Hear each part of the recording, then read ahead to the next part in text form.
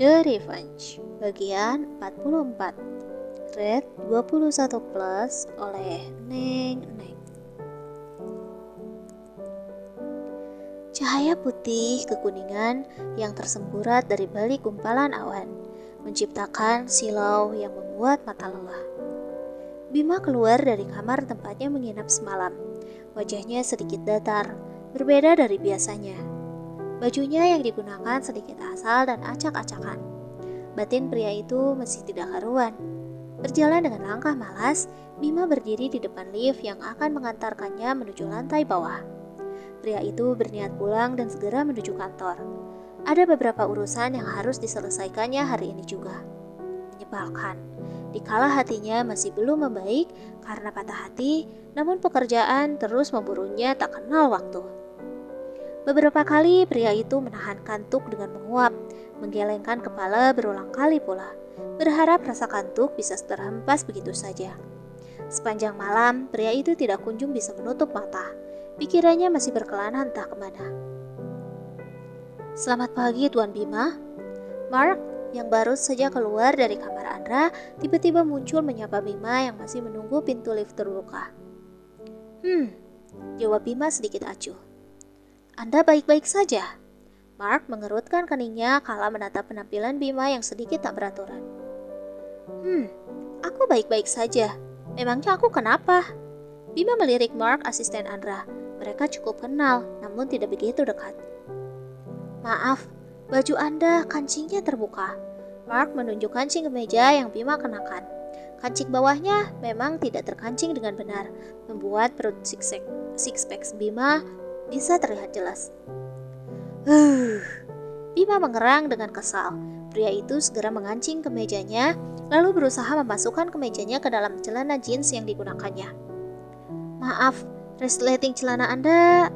Mark kembali melirik resleting celana Bima yang juga belum ditarik ke atas, yang seketika terlihat kalau ujung kemeja juga ditarik oleh Bima ke atas.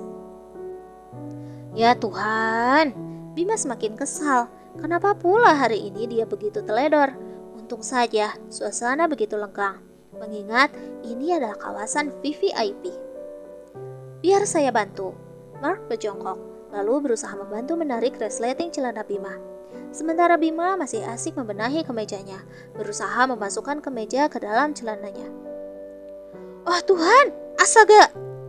Tiba-tiba teriakan seorang perempuan membuat Bima dan Mark mendongakkan kepalanya, menghentikan kegiatan masing-masing.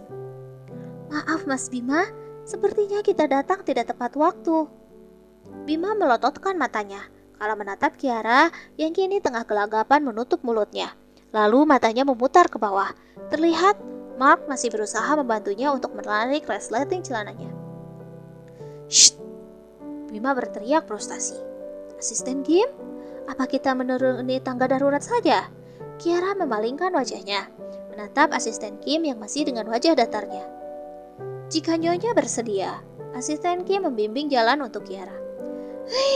Sial.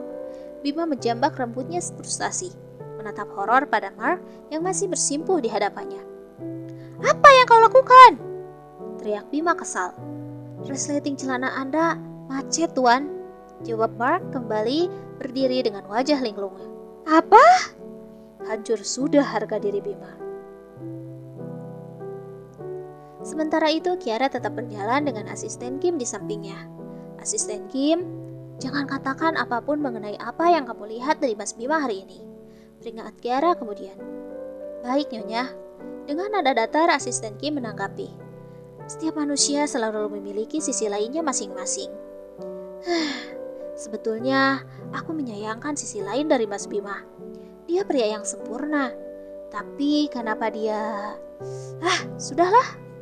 Kiara mengibaskan tangannya ke kiri dan ke kanan, menghalau segala kemelut dalam hatinya.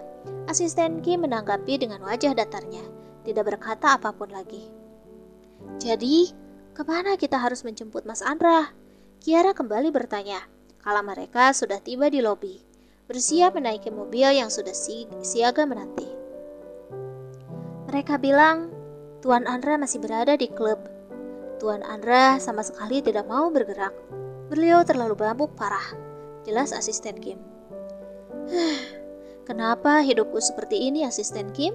Suamiku meninggalkan aku di malam pertama kami. Dia lebih memilih untuk menghabiskan waktunya untuk mabuk-mabukan. Bahkan hingga sesiang ini, Kiara mendesah kecewa. Batinnya sesak, namun dia tidak bisa berbuat apapun. Semua akan baik-baik saja, Nyonya. Asisten Kim menutup pintu mobil. Suasana hening seketika. Kiara terdiam 1000 bahasa. Menerawang, kira-kira akan seperti apa rumah tangganya bersama Andra?